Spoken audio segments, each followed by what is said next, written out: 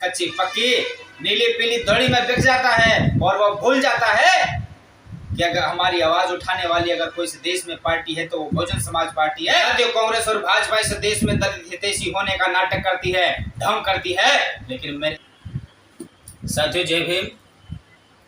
साथियों, आज दलित एट्रोसिटी को लेकर के मैं आज आप लोगों के बीच में उपस्थित हूँ।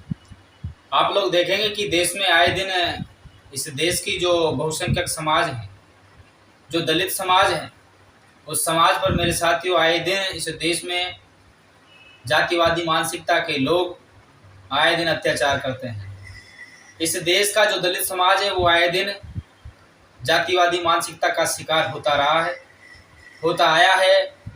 साथियों, हम देखेंगे कि एक तरफ जहां देश आज़ादी का अमृत महोत्सव मना रहा है, वहीं दूसरी ओर दलित समाज के लोगों पर आए दिन मेरे साथियों एट्रोसिटीज बढ़ती ही जा रही है।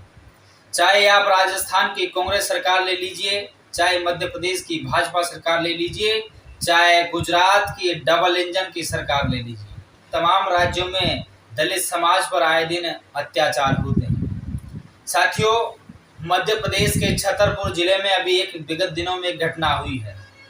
वहां पर दलित दूल्हे को घोड़ी से चढ़ने पर रोका गया और मेरे साथियों जब दूल्हा घोड़ी पर चढ़ गया तो वहां के जातिवादी मानसिकता के लोगों ने दूल्हे पर पथराव किया। मेरे साथियों, पुलिस व्यवस्था वहां पर थी। पुलिस व्यवस्था के बाद भी वहां पर उस बारात पर, उस दूल्हे पर वहां के जातिवादी मानसिकता के लोगों ने पथराव किया। मेरे साथियों, मुश्किल से वहां पर पुलिस प्रशासन की व्यवस्था और ज्यादा बढ़ाई गई, तब जाकर के उस दूल्हे को वो दूल्हा घोड़ी पर अपनी बारात लेकर के गया। साथियों, आप इन बातों से अंदाजा लगा सकते हैं कि इस देश में आज भी दलित समाज की क्या औकात है, क्या उनकी दशा है। आज हम लोग बात चाहे आजाद भारत की कर ले, लेकिन मेरे साथियों कहने को आजाद भारत है, आज भी इस देश का दलित समाज थुकता पिटता आया है, लेकिन मेरे साथियों कोई उनकी सुनवाई करने वाला नहीं है। दूसरी तरफ मेरे साथियों आप राजस्थान की कांग्रेस की सरकार देख लीजिए। अभी आप राजस्थान में जाएंगे तो करौली जिले में बेरवा समाज का एक परिवार था। उस परिवार ने एक दबंग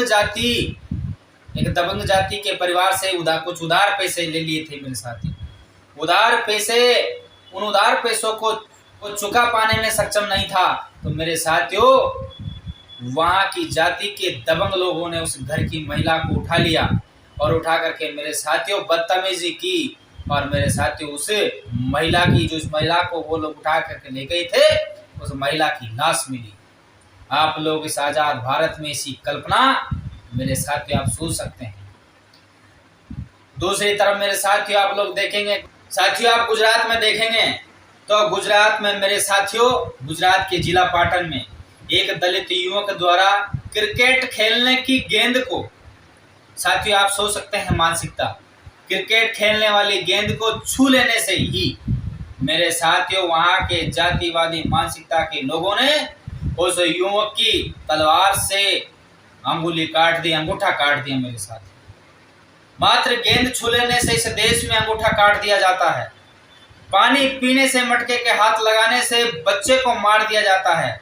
कुएं से अगर पानी पी ले मेरे साथियों तो यहाँ पर इस देश में उन व्यक्तियों को मार दिया जाता है, पीट दिया जाता है। आज विश्व भारत जैसे देश में, जिसे एक समय में हम विश्व गुरु और सोने की चिड़िया कहते थे, आज उस भारत देश में मेरे साथियों दलितों की क्या हालत है, आप इन घटनाओं से अंदाजा लगा सकते हैं।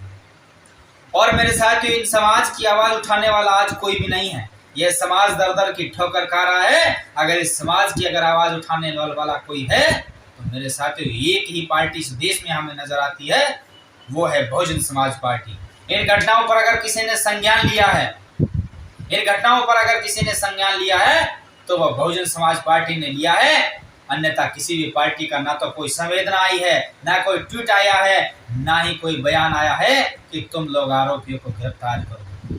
साथियों, बहुजन समाज पार्टी इन एट्रोसिटीज के मामले को लेकर के मैदान में आई है। राजस्थान के करौली में घटना हुई, वहां के प्रदेश प्रभारी वहां पर तुरंत मौके पर पहुंचे और वहां घटना का जायजा लिया और आरोपियों को सख्त से सख्त सजा दिलाने की मांग करी।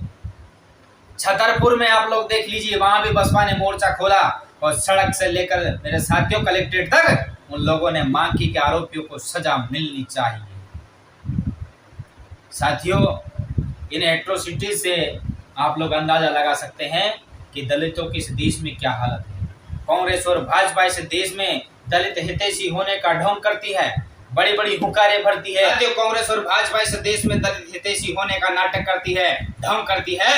लेकिन मेरे साथियों, जब भी इस देश में दलित समाज पर एट्रोसिटीज होती है, उन पर जुल्म और जातियां होती है, यह पार्टियां केवल उन लोगों पर, उनकी लाशों पर केवल राजनीति करने का काम करती है।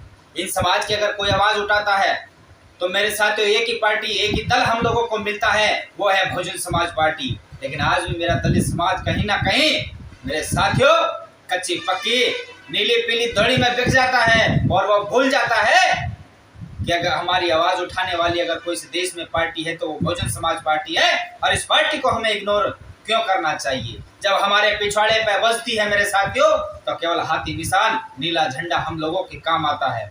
हाँ, अब भी मैं मेरे समाज के लोगों से, दलित समाज के लोगों से कहना चाहता हूँ कि इस प्रकार की एट्रोसिटी से आप लोगों को बचना है और अपने समाज को बचाना है, तो 23 और 24 का चुनाव आप लोगों के सर पर है। मेरे साथियों, आपके पास अपना दल है और अपने दल की ताकत से अपना बल पैदा कर लीजिए। और जब आप लोगों ने अपने दल और बल के साथ मिलकर के आप लोगों ने इस देश की सत्ता पर कब्जा जमा लिया, तो आपकी हर समस्या का हल भी होगा मेरे साथियों। इसलिए समय रहते जाग जाइए। साथियों, दुख होता है कि जहां हम एक तरफ आजादी का अमृत महोत्सव मनाते हैं, वहीं हमारे समाज के लोगों को तड़पा तड़पा कर मारा जाता है। साथियों, ये कैसा आजाद भारत है? तो साथियों, इन सब बातों के साथ अब मैं आप लोगों से अलविदा चाहूंगा। और साथियों, ये जरूर कह के जाऊंगा कि आप लोग कांग्रेस और भाजपा को एक सिरे से नकार दें और आप लोगों को अपना भविष्य बचाना है। उस देश में केवल एक ही पार्टी है और आप लोगों को सब पता है कि आपकी आवाज उठाने वाला कौन है। तो आप लोग अपने विवेक से सोचिए मेरे साथी। बहुत बहुत धन्यवाद। जय भीम।